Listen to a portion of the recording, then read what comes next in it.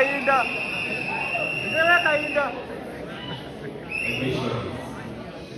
How do you balance beauty and intelligence? Hello everyone. Hello. My name is Anita Minde. Yes, Anita. How I differentiate between beauty and Sorry. How do you balance beauty and intelligence? Apologies for that. How I balance beauty and intelligence. Beauty is what people see on the outside. But beauty is better combined together with intelligence. They are the best couple.